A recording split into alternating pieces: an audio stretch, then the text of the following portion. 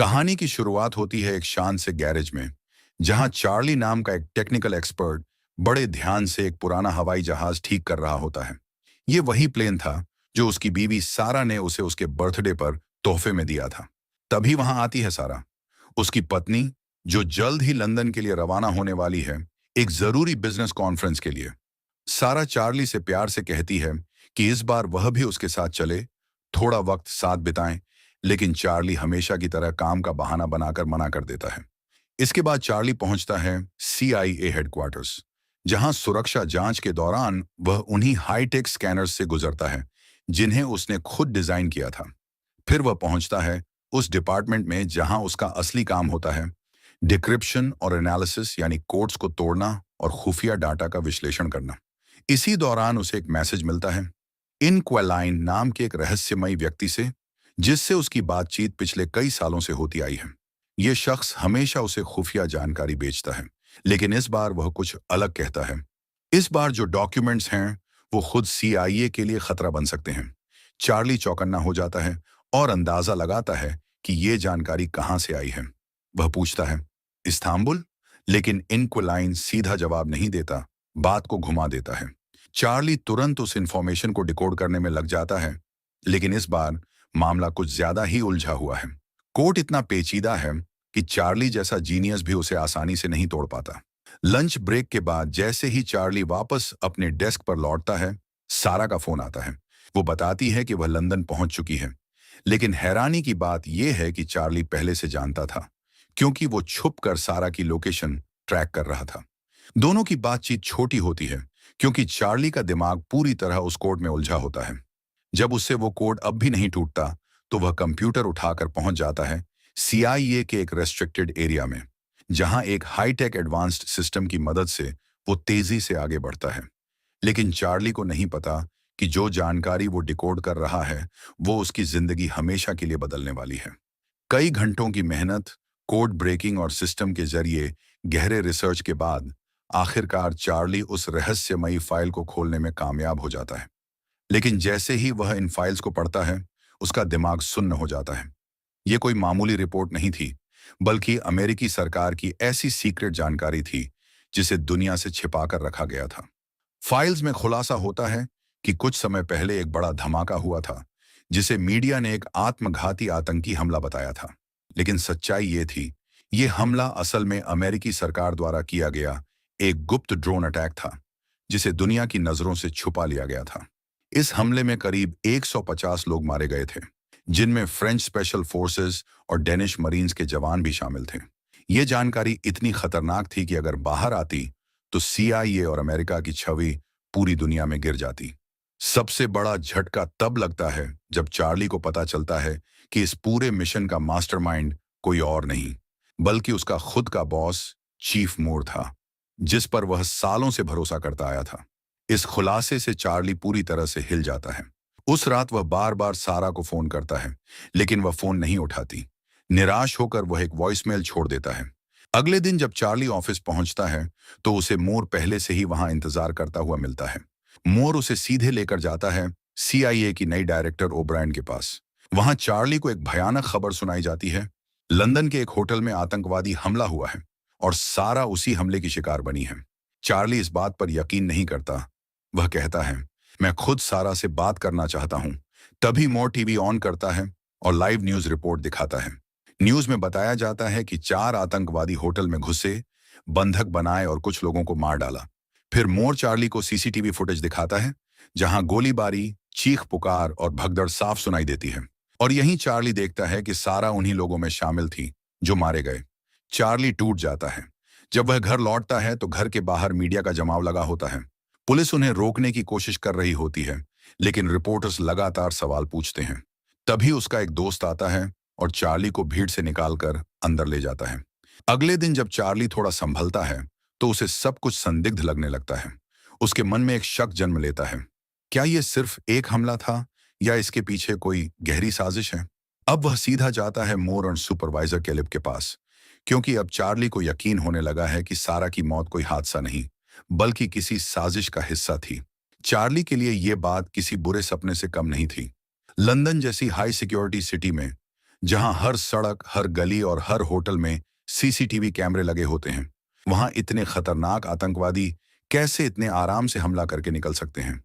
कैसे वो शहर में खुलेआम घूमते रहे और किसी को कुछ भी पता नहीं चला? जब चार्ली इस बात पर सवाल उठाता है, तो मूर बस टालने वाले अंदाज में कहता है, जांच चल रही है। वहीं सीनियर ऑफिसर कैलेब उसे आराम करने की सलाह देता है और कहता है, अभी घर जाओ चार्ली। अगले दिन चार्ली एयरपोर्ट पहुंचता है।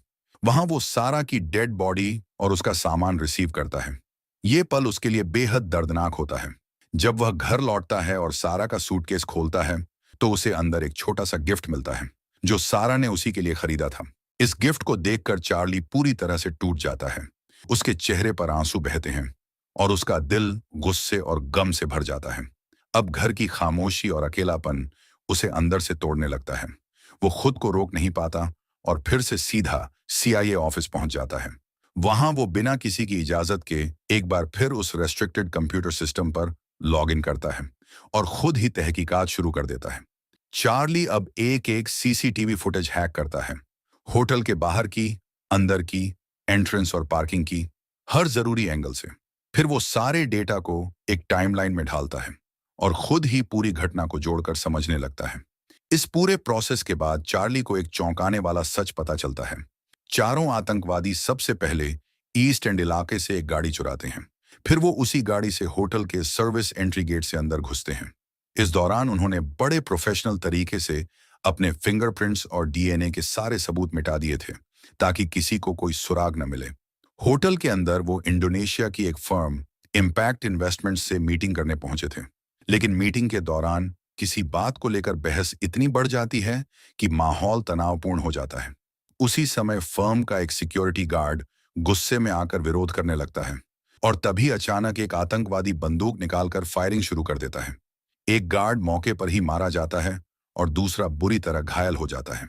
इस हमले की आवाज सुनते ही होटल की सिक्योरिटी अलर्ट हो जाती है और तुरंत पुलिस को कॉल कर दिया जाता है। अब जब आतंकियों को एहसास होता है कि वो फंस चुके हैं, तो वो दौड़कर कॉन्फ्रेंस रूम में घुस जाते हैं और वहां मौजूद सभी लोगों को बंधक बना लेते हैं। और यहीं से शुरू होता है असली आतंक। जब चार्ली को यह पता चलता है कि सारा को इसलिए मार दिया गया क्योंकि उसने होटल में मासूम लोगों को बचाने की कोशिश की थी, तो उसका दिल और दिमाग दोनों टूट जाते हैं। अब यह सिर्फ गम नहीं, बल्कि उसके अंदर उबाल रहा गुस्सा बन चुका था। उसने बिना समय गंवाए अपनी टेक्नोलॉजी स्किल्स का इस्तेमाल करके उन चारों आतंकवादियों की असली पहचान निकाल ली। पहला था मिश्का, रूस का एक खतरनाक ऑपरेटिव। दूसरा लॉरेंस, जो साउथ अफ्रीका की स्पेशल फोर्सेस का एक्स सोल्जर रह चुका था। तीसरा हॉर्स्ट, जो पैसे के लिए किसी की भी जान ले सकता था। और आखिरी ग्रेचन, जो कभी खुद एक खुफिया एजेंसी की अफसर रही थी। लेकिन जब चार्ली ये सारी जानकारी मूर और कैलिब को बताता है, तो उनके चेहरे देखकर उसे समझ आ जाता है कि वो ये सब पहले से जानते थे। यानी सारा की मौत पर भी शायद उनकी चुप्पी जानबूझकर थी। मूर उसे टालता है और थेरेपिस्ट से मिलने भेज देता है।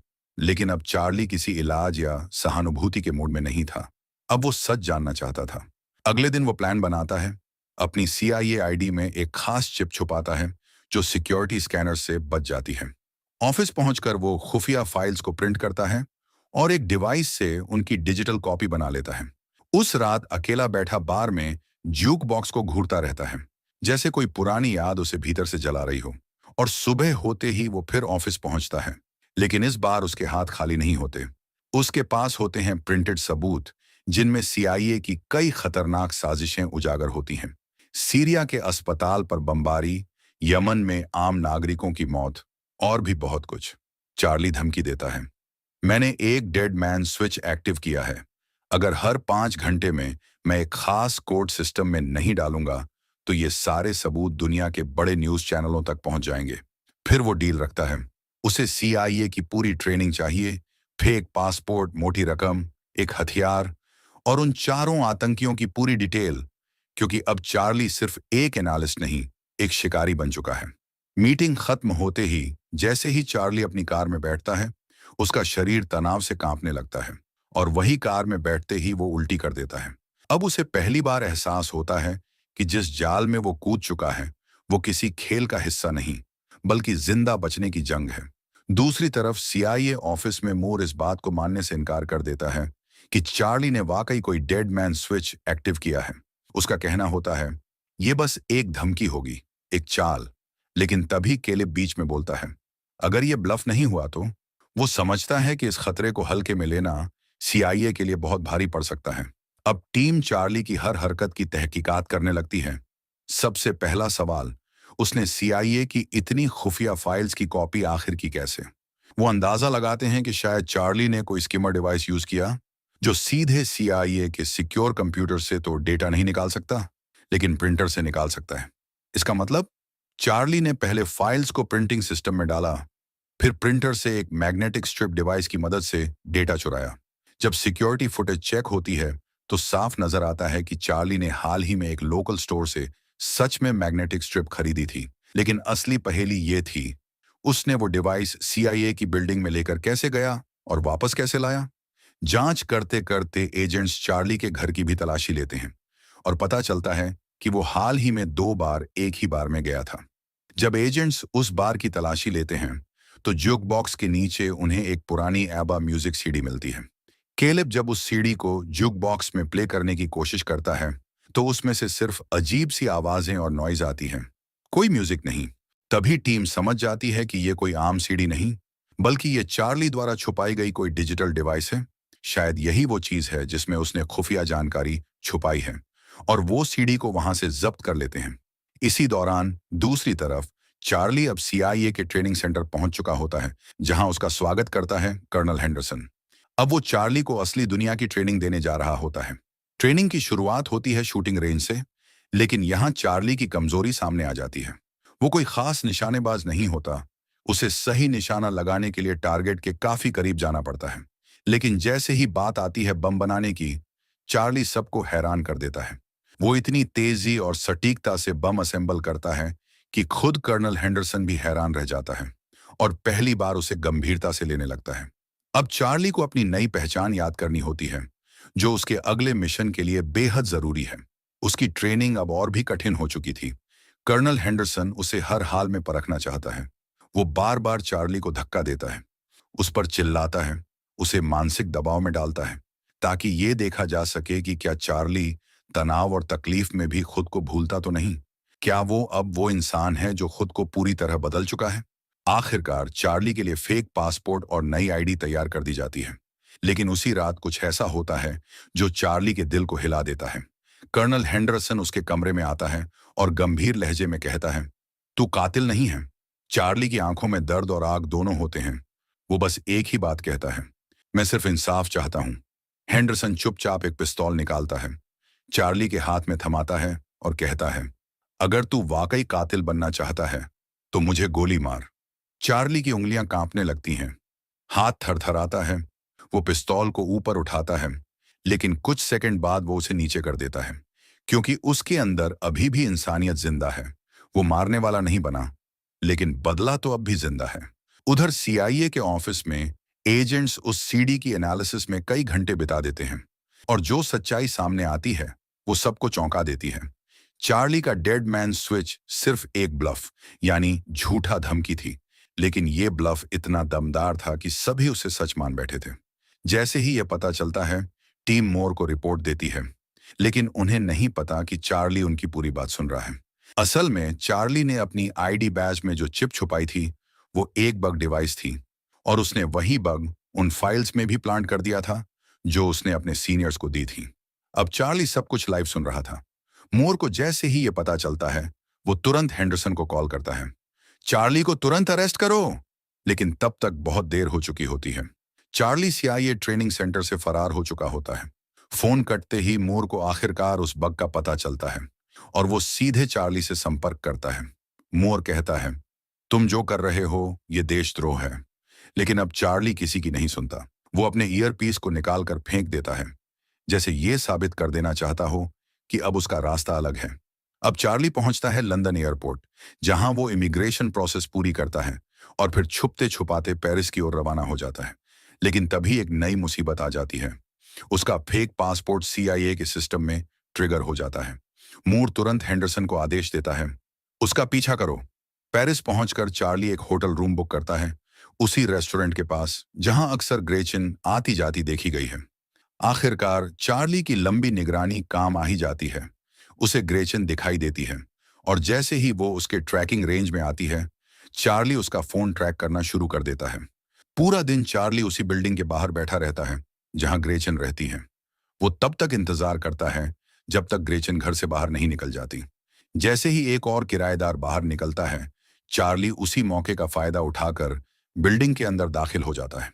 अब उसे ग्रेचन के फ्लैट के अंदर घुसना होता है। वो एक ऑनलाइन वीडियो देखकर लॉक खोलने का तरीका अपनाता है और ताला तोड़कर घर के अंदर पहुंच जाता है। घर के अंदर वो धीरे धीरे हर कोना तलाशता है और उसे ग्रेचन की डायरी और मीटिंग्स की फोटोज मिलती हैं, जिनमें उसकी आदतें और आने जाने की जगहों का पूरा हिसाब होता है। एक दराज में उसे एक बंदूक भी मिलती है जिसे वो अपने पास रख लेता है, लेकिन तभी उसका ट्रैकर अलर्ट देता है। ग्रेचेन वापस आ रही है। चार्ली जल्दी से सीढ़ियों की ओर दौड़ता है और छिपकर उसका इंतजार करता है। जैसे ही ग्रेचेन घर में दाखिल होती है, चार्ली उसे देख तो लेता है, लेकिन उसका हाथ कांपने लगता है। वो ट्रिगर नहीं दबा पाता। उसके अंदर अब भी इंसानियत बाकी थी। वो बिना जरूरत किसी की जान नहीं लेना चाहता था। थका हुआ और टूट चुका चार्ली वापस होटल लौटता है और वहां वो ऐसे दिखावा करता है जैसे सारा आज भी उसके साथ है, जैसे वो होटल के उस कमरे में उसका इंतजार कर रही हो। थोड़ी देर खुद को शांत करने के बाद वो ग्रेचन के घर से ली गई तस्वीरों को ध्यान से देखता है और उसे एक बड़ा सुराग मिलता है। उसे पता चलता है कि ग्रेचन अक्सर हॉस्पिटल जाती है। फिर चार्ली उसके हेल्थ रिकॉर्ड हैक करता है और जानता है कि ग्रेचन को फूलों के पराग यानी पॉलन से गंभीर एलर्जी है। अगले दिन सुबह चार्ली बहुत सारे फूल खरीदता है और एक कैफे में बैठकर ग्रेचन का इंतजार करता है। जैसे ही वो वहां से निकलती है, चार्ली उसका पीछा करता है और उसे यकीन होता है कि वो वाकई हॉस्पिटल जा रही है। हॉस्पिटल में ग्रेचन कुछ मेडिकल टेस्ट करवा रही होती है। तभी डॉक्टर को सिस्टम में गड़बड़ी लगती है और वो मदद लाने के लिए कमरे से बाहर चला जाता है। चार्ली उसी मौके का फायदा उठाता है, डॉक्टर की ड्रेस पहनकर कमरे में दाखिल होता है और ग्रेचन को टेस्ट मशीन के अंदर लॉक कर देता है। ग्रेचन डर जाती है, चिल्लाती है, लेकिन चार्ली शांत रहता है और उस मशीन में धीरे धीरे वो पोलन छोड़ने लगता है, जिससे उसकी एलर्जी शुरू हो जाती है।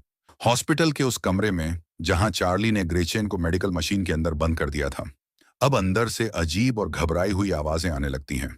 बाहर खड़े डॉक्टर और नर्स चिंता में आ जाते हैं, लेकिन दरवाजा लॉक होने की वजह से अंदर नहीं जा पाते। मशीन के अंदर ग्रेचन की हालत लगातार खराब होती जा रही थी। उसकी सांसें उखड़ रही थीं, चेहरा पीला पड़ चुका था और उसकी एलर्जी जानलेवा बन चुकी थी। चार्ली शांत अंदाज में उसे कहता है, अगर तुम मुझे बता दो कि हॉर्स्ट कहाँ है, जिसने मेरी सारा को मारा, तो मैं तुम्हारी मदद करूंगा। लेकिन ग्रेचन कुछ बोल ही नहीं पाती। उसका शरीर पूरी तरह जवाब दे रहा होता है। ये देखकर चार्ली आखिरकार मशीन का दरवाजा खोल देता है, लेकिन जैसे ही वो उसकी मदद करने के लिए आगे बढ़ता है, ग्रेचन अचानक उस पर हमला कर देती है और जोर से उसे टेबल पर पटक देती है।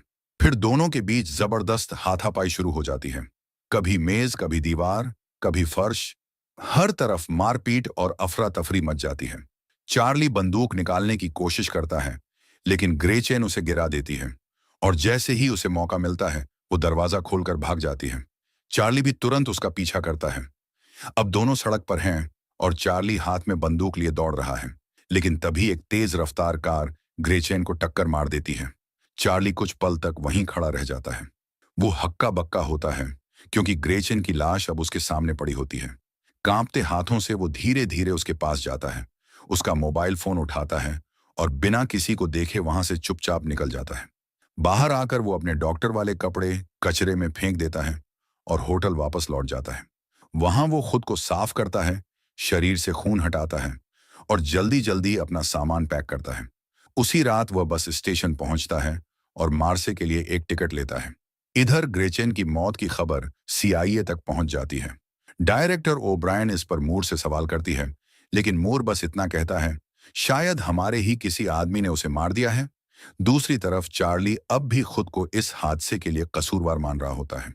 वो एक बार में जाता है और बहुत ज्यादा शराब पीता है, जैसे खुद को सजा दे रहा हो। तभी वो डांस फ्लोर पर एक औरत को देखता है और एक पल के लिए उसे लगता है जैसे वो सारा ही है, लेकिन जब वो पास जाता है तो समझ आता है कि वो सिर्फ सारा जैसी दिखने वाली कोई और औरत थी। तभी उसकी नजर बार में दाखिल होते हेंडरसन पर पड़ती है। जो सीधा उसकी तरफ बढ़ रहा होता है। चार्ली घबरा जाता है, लोगों को धक्का देता है और वहां से भाग जाता है। वह गलियों में दौड़ता है और किसी दूसरे बार में छिपने की कोशिश करता है, लेकिन हेंडरसन उसका पीछा करते हुए उस बार में भी पहुंच जाता है। अब चार्ली पूरी तरह डर गया होता है। वो तेजी से बाथरूम में भागता है और अंदर जाकर दरवाजा बंद कर लेता है, लेकिन वहां कोई खिड़की या रास्ता नहीं होता जिससे वो भाग सके। अब उसके पास सिर्फ एक ही रास्ता बचता है, बाहर निकलना। चार्ली बाथरूम का दरवाजा खोलकर बाहर आता है और बार में हेंडरसन से आमने सामने होता है। हेंडरसन उसे बताता है कि वो यहाँ ग्रेचन के मोबाइल को ट्रैक करते हुए पहुंचा है। दोनों के बीच थोड़ी बातचीत होती है, लेकिन तभी चार्ली अपना फोन दिखाता है जिस पर एक टाइमर चल रहा होता है। हेंडरसन कुछ समझ पाता उससे पहले ही चार्ली दौड़ता है और बार से बाहर निकल जाता है, और अगले ही पल बाथरूम में जोरदार धमाका होता है। बार में चीख पुकार मच जाती है, लोग इधर उधर भागने लगते हैं। हेंडरसन भी इस हंगामे में चार्ली की नजर से गायब हो जाता है और उसका फोन ट्रैकर भी बंद हो चुका होता है। अगली सुबह चार्ली अपने पुराने हैकर दोस्त इनक्यूलिन से संपर्क करता है, जो सालों से उसकी मदद करता आ रहा है। इसके बाद वो एक कार्गो प्लेन से तुर्की के इस्तांबुल शहर पहुंचता है। वहां पहुंचकर चार्ली एक रेस्टोरेंट में बैठता है और इनक्यूलिन को मैसेज करता है। तभी वो देखता है कि पास बैठा एक आदमी फोन उठा रहा है। उसे लगता है यही इनक्यूलिन है, लेकिन तभी एक रहस्यमयी औरत आकर कहती है, अपने फोन की स्क्रीन देखो। चार्ली फोन देखता है और उसी पल वो औरत फिर से सामने आती है और कहती है, मैं ही इनक्यूलिन हूं। वो चार्ली को बताती है कि उसे सारा की मौत के बारे में पहले से सब कुछ पता है। वह चार्ली को कहती है कि अपनी टोपी और बैग को एक शॉपिंग बैग में छिपा ले और कुछ देर तक बाजार में ऐसे घूमे जैसे वो बस सामान खरीदने आया हो। इसके बाद वो चार्ली को एक गैरेज में बुलाती है। कुछ देर बाद चार्ली वहां पहुंचता है और इनक्यूलिन उसे अपनी कार में बैठाकर अपने घर ले जाती है। रास्ते में वो अपनी कहानी सुनाती है कि उसका पति एक डबल एजेंट था जो सीआईए और रूस दोनों के लिए काम करता था। असली इनक्यूलिन वही था। उसकी रहस्यमयी मौत के बाद उसने खुद हैकिंग सीख ली। सरकारी रिपोर्ट कहती है कि उसका पति खिड़की से गिरकर मरा, लेकिन उसे शक है कि उसे मारा गया था। जब दोनों उसके घर पहुंचते हैं तो इनक्यूलिन कहती है, मैं यहां पिछले 3 सालों से छिपकर रह रही हूं, अब और नहीं भाग सकती। और वो चार्ली को बताती है, अगर कभी रूस के लोग उसे पकड़ने आए तो वो खुद को मारने के लिए तैयार है। अब दोनों केस पर बातचीत शुरू करते हैं। सच्चाई सामने आने के और भी करीब है। चार्ली और इनक्यूलिन सीधे उन 3 लोगों की तलाश में जुट गए हैं जो सारा की मौत से जुड़े थे। सबसे पहले निशाने पर है हॉर्स्ट। वो मूर के लिए भाड़े के लड़ाकों की भर्ती करता है और इस नेटवर्क का सबसे खतरनाक आदमी है। दूसरा नाम है लॉरेंस, जो एक बड़ा हथियारों का सौदागर यानी आर्म्स डीलर है। तभी इनक्यूलिन खुद आगे बढ़कर कहती है, मैं खुद को एक हथियारों की सप्लायर बताकर लॉरेंस से संपर्क करूंगी। तीसरा नाम है मिश्का, जो दुनिया भर में घूमता रहता है और सोशल मीडिया पर अपनी ट्रैवल की तस्वीरें शेयर करता है। चार्ली और इनक्यूलिन उसकी सारी पोस्ट्स को ध्यान से स्कैन करते हैं। एक तस्वीर में वो किसी महिला के साथ नजर आता है। फेशियल रिकॉग्निशन टूल की मदद से वो महिला की प्रोफाइल का पता लगाते हैं और पता चलता है कि वो इस वक्त स्पेन में है। दूसरी तरफ अमेरिका में कैलेब अब सीआईए की टीम को अलर्ट कर देता है। सभी संदिग्धों की निगरानी खड़ी कर दी जाती है ताकि चार्ली तक पहुंचा जा सके। वहीं डायरेक्टर ओब्रायन मूर से मिलती है और उसे सख्त आदेश देती है, अब कोई भी सीक्रेट ऑपरेशन मेरी इजाजत के बिना नहीं होगा। मूर ऊपर से शांत नजर आता है और कहता है, आपसे पहले वाले डायरेक्टर ने भी यही कहा था और तब भी मैंने यही जवाब दिया था कि मेरी पूरी मदद मिलेगी। लेकिन सच्चाई ये है कि मूर अब भी चुपचाप अपने मन की कर रहा होता है। उसी दिन जब ओब्रायन अपनी गाड़ी में बैठती है, उसका असिस्टेंट उसे स्पेन से भेजी गई एक तस्वीर दिखाता है जिसमें हेंडरसन मैड्रिड में मौजूद है, यानी मूर ने गुपचुप उसे स्पेन भेज दिया था। अब ओब्रायन भी एक चाल चलती है। वो अपने सबसे भरोसेमंद एजेंट को हेंडरसन की निगरानी के लिए भेज देती है। उधर चार्ली और इनक्यूलिन मिश्का को ट्रैक करने में कामयाब हो जाते हैं। वो एक होटल की सिक्योरिटी फुटेज हैक करके पता लगाते हैं कि मिश्का मैड्रिड के एक लग्जरी होटल में रुका हुआ है। चार्ली तुरंत वहां पहुंचता है और उसी होटल में चेक इन कर लेता है। वहां उसे पता चलता है कि मिश्का को तैराकी का बहुत शौक है, खासकर उस होटल के इन्फिनिटी पूल में जो 2 ऊंची इमारतों के बीच छत पर बना हुआ है। अब चार्ली अपनी प्लानिंग शुरू करता है। इसी बीच हेंडरसन भी मैड्रिड पहुंच चुका होता है और होटल की लॉबी से चार्ली पर नजर रख रहा होता है।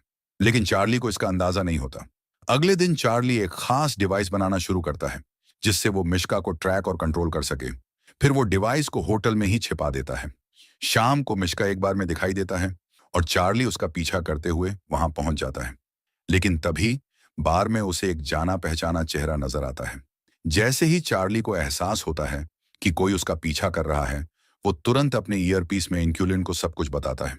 इंक्यूलिन फौरन उस संदिग्ध आदमी का चेहरा स्कैन करती है और फेस रिकॉग्निशन से कंफर्म करती है। वो सीआईए का एजेंट है। उसी कैमरे में उसे हेंडरसन भी नजर आता है। अब मामला और भी गंभीर हो जाता है। इंक्यूलिन चार्ली को सीधा कहती है, मिशन कैंसिल कर दो, अभी वहां से निकल जाओ। लेकिन चार्ली अब रुकने के मूड में नहीं होता। वो कहता है, मैं पीछे नहीं हटूंगा। थोड़ी देर बाद मिश्का होटल की छत पर बने उस खास रूफटॉप पूल में तैरने आता है। चार्ली वहीं पहुंचता है और उसे रोककर पूछता है, हॉर्स्ट कहाँ है? लेकिन मिश्का मजाक उड़ाता है। तब चार्ली उसे धमकाता है, अगर नहीं बताया तो ये पूरा पूल तबाह हो जाएगा। मिश्का हंस देता है और दूर तैरने लगता है। लेकिन तभी चार्ली एक बटन दबाता है और पूल की कांच की दीवारों में दरारें आनी शुरू हो जाती हैं। अब मिश्का को खतरा महसूस होता है। वो जल्दी जल्दी किनारे की तरफ तैरने लगता है, लेकिन तब तक देर हो चुकी होती है। कांच टूटता है और पूरा पुल फट जाता है। सारा पानी नीचे सड़क पर गिरने लगता है और मिश्का ऊंचाई से नीचे गिरकर मर जाता है। उधर इंक्यूलिन तुरंत अलर्ट करती है, चार्ली, हेंडरसन और दूसरा एजेंट तुम्हारी तरफ आ रहे हैं, जल्दी भागो। अब शुरू होती है एक तेज और खतरनाक चेज सीन। हेंडरसन लगभग चार्ली को पकड़ ही लेता है, लेकिन तभी दूसरा सीआईए एजेंट अचानक हेंडरसन पर हमला कर देता है। दोनों लड़ते लड़ते होटल के लॉन्ड्री रूम में पहुंच जाते हैं। वहां भयानक फाइट होती है। दोनों एक दूसरे को मशीनों, ड्रम्स, दीवारों पर पटकते हैं। हेंडरसन उस एजेंट का सिर वॉशिंग मशीन में दबा देता है। वो एजेंट किसी तरह गन निकालता है और हेंडरसन को गोली मार देता है। लेकिन हेंडरसन फिर उससे गन छीनकर उसे गोली से ढेर कर देता है। चार्ली ये सब दरवाजे से देख रहा होता है। उलझन में पड़ जाता है कि क्या किसी की मदद करनी चाहिए। लेकिन तभी इंक्यूलिन की आवाज आती है, याद रखो चार्ली, तुम्हारा असली मकसद बदला है, भागो। अगले दिन डायरेक्टर ओब्रायन मूर को ऑफिस बुलाती है और सख्त लहजे में पूछती है, चार्ली कहाँ है? मूर बहुत शांत तरीके से जवाब देता है, वो बिरीवमेंट लीव पर है, सारा की मौत के बाद थोड़ा वक्त ले रहा है। ओब्रायन उसे जाने देती है। लेकिन जैसे ही मूर बाहर निकलता है, वो अपने कंप्यूटर में एक यूएसबी लगाती है और होटल का सिक्योरिटी फुटेज ऑन करती है। उधर कैलेब और उसकी टीम भी वही फुटेज देख रहे होते हैं और उन्हें एक बड़ा खुलासा होता है। चार्ली अकेला नहीं था, कोई था जो उसकी मदद कर रहा था। सीआईए की टीम अब धीरे धीरे सच्चाई के करीब पहुंच रही थी। जब उन्होंने चार्ली की छुपाई हुई चैट्स को चेक किया तो उन्हें इंक्यूलिन के साथ की गई बातचीत मिल गई। जांच आगे बढ़ी तो उन्हें एक मरे हुए एजेंट की फाइल मिली जिसका नाम भी इंक्यूलिन था। अब उन्हें शक होता है कि शायद उसी एजेंट की पत्नी ने उसकी पहचान लेकर खुद को नया इंक्यूलिन बना लिया है। उधर रात में चार्ली और इंक्यूलिन अब एक दूसरे के करीब आ चुके थे। दोनों बस एक दूसरे की मौजूदगी के लिए साथ सोने का फैसला करते हैं। लेकिन तभी इंक्यूलिन के पालतू पक्षी जोर जोर से चिल्लाने लगते हैं। वो सिक्योरिटी कैमरा ऑन करते हैं तो देखते हैं कि बाहर सीआईए के एजेंट्स ने घर घेर लिया है। तुरंत दोनों एक छुपे हुए रास्ते से घर से बाहर निकलते हैं। जैसे ही वो बाहर आते हैं, चार्ली ऊपर एक ड्रोन को उड़ता देखता है जो उनकी हर हरकत पर नजर रख रहा होता है। उसी वक्त एजेंट्स घर में घुसते हैं, लेकिन तब तक बहुत देर हो चुकी होती है। कंप्यूटर का सारा डाटा खुद ब खुद मिट रहा होता है।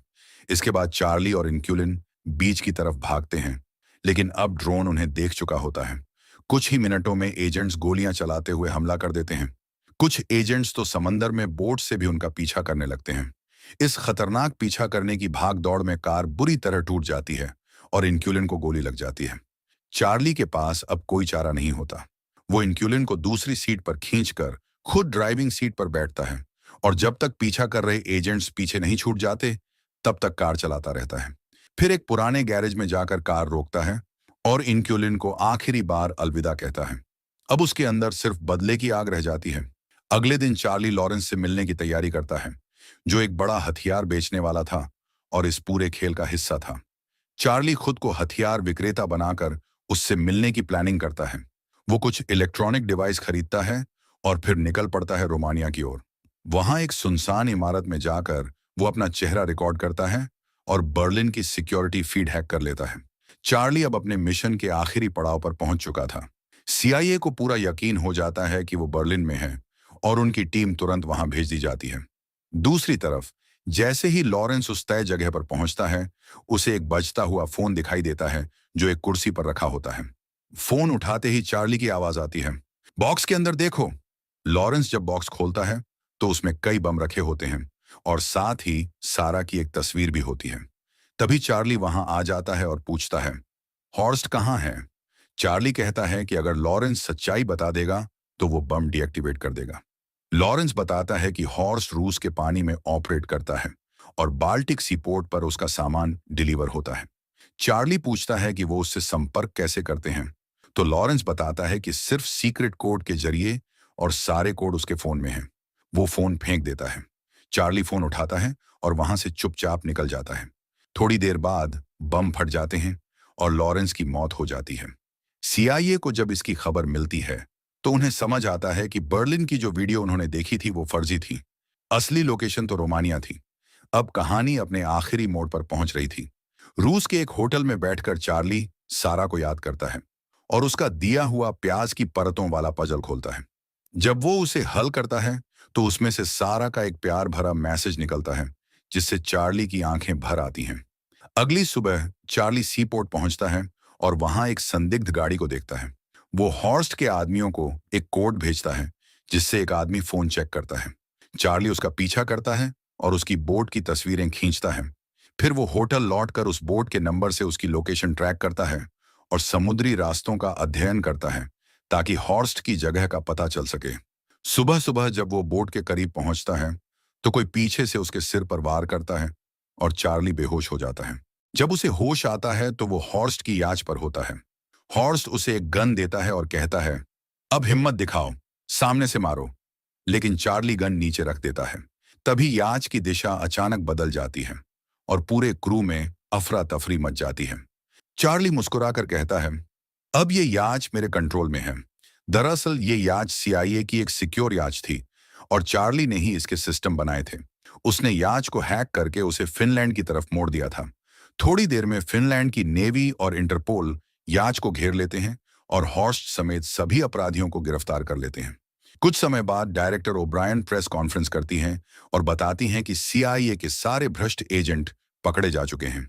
चार्ली अब हीरो बन चुका होता है। हेंडरसन उससे मिलकर कहता है, मुझे तुम पर गर्व है। फिल्म के आखिरी सीन में चार्ली सारा की कब्र पर जाता है और चुपचाप उसे आखिरी अलविदा कहता है। फिर वो वही प्लेन उड़ाता है जो सारा ने उसे गिफ्ट किया था। अब वो प्लेन सिर्फ एक नाम के साथ उड़ रहा होता है, चार्ली द अमेच्योर, जिसने सीक्रेट वर्ल्ड में सच को जिंदा रखा। और इसी के साथ चार्ली की कहानी यहीं खत्म होती है।